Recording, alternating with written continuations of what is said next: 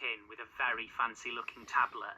Just glanced over just to see what's in his notes. He's just on the settings page. I don't need it yet. You need a software update. I don't need it yet. I don't need it. 850 It's all inside here, Steve. at 5 Live Sport if you want to get in touch with us this afternoon. Right, in a bit we're going to do City and 1,000 games in management for Pep Guardiola. Let's do Liverpool first. And I think if we jump in, Michael, on what Jules kind of alluded to there, is it basically the obvious blueprint that Arne Slot has done, which is kind of revert to what you know, revert to more or less the team that won the league. When things are going wrong, you go back to what's worked?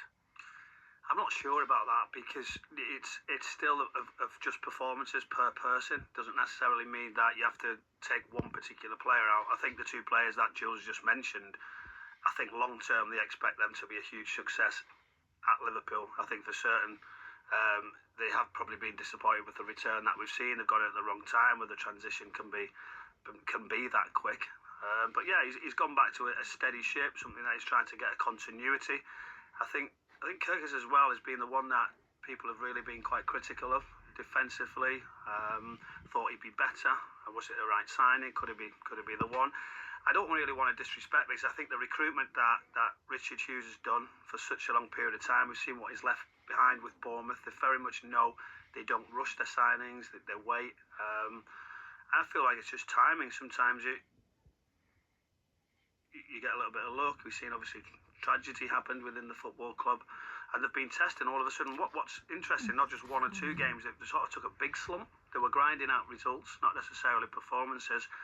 But you've got to find a way. This is the test. I think they probably did they overachieve last season with the manager going in. I felt they probably did by a long way. Everybody helped him when you look at Arsenal and Manchester City, etc. What their performances.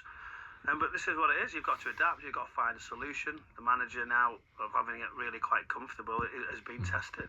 I think that's really interesting because from the Liverpool perspective, there I was running through the team that played against Real Madrid. And he features Mamardashvili, who's playing his first proper season there. You had Havertz playing on the left-hand side, who's playing his first season there. You had Ekitike playing the first season as well.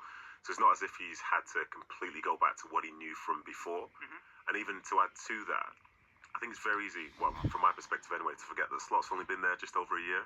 So the people that he trusts and whatever, there's not like a body of work to say Klopp would have had, for example, if he was still in charge now. Going back to something where it's like, oh yeah, 100 games ago, this was the guy and that's the guy.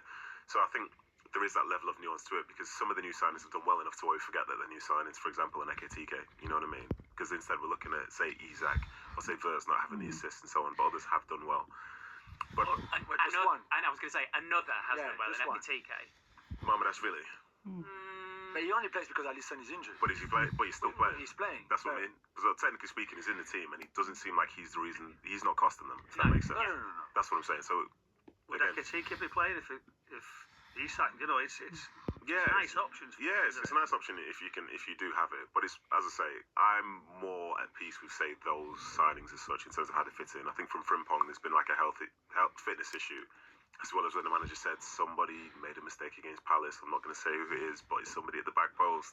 Somebody, you know, that was so weird. I remember thinking at the time. Used to play for Leverkusen. Yeah, there's somebody who maybe came in the summer who maybe made a mistake at the back, which maybe cost us. But I'm not going to say his name, but I'm just going to say. But yeah, some of the other signings, like the Kirkes one is the biggest one, and I think that probably is highlighted more because it's to replace Andy Robertson, who for Liverpool over the last 7-8 years has been one of the best in that position, and you know it's one of the reasons why he's like an assist leader, for example, in the Premier League.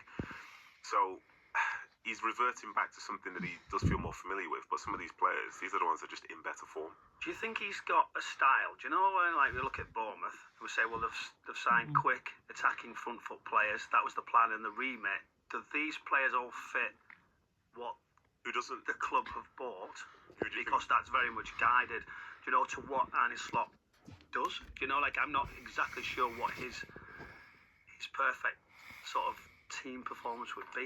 You know, he's changed around a little bit. I don't know exactly. But then if you're Kirkes and you go to a top club like Liverpool, surely you adapt to whether you fit really exactly what the manager wants or not. Surely you adapt. So, for example, there's this a stat that I find quite incredible. Gakpo and Kirkes have played the most together on the left-hand side when Kirkes was playing, right? And I think the stat is like 13 times Kirkes has passed the ball to Gakpo, followed his run into the half space, and the ball never came back. So there's some point where maybe Keke is so used to playing, I don't know, with Semenyo or Tavernier or whoever at Bournemouth, when he was giving his winger the ball, he would either overlap or come in inside into the half space, and at some point the ball would come back to him, and then he would cross, whatever. So he's doing the same, clearly, right? Passing the ball, but the ball doesn't come back anymore because this is not Gakpo's game. This is not so much Liverpool's game either. So is it on Slot to not having maybe made Kerkers already the player that he wants or that this team needs, or is it on Kerkers who thought Bournemouth, Liverpool, wherever I play, I'm just always going to play the same, because this is not what top level football is, right? You go somewhere different, you adapt to Ryan Cherky, move to Manchester City, he's not going to play at City like he used to at Lyon. Let's zone in on Dominic Szoboszlai, shall we? Because he is the one who, having gone back to his preferred position, he was asked about this the other day, and it sounded kind of like he wouldn't mind playing where Ryan Gravenberch plays. But you put him in central midfield, player of the month at Liverpool for the second time this season, man of the match last time Liverpool beat City at the Etihad back in February. People might remember he kind of like collapsed to the ground at the end because he was so exhausted with everything he put in. He said this week, "I'm in the foot."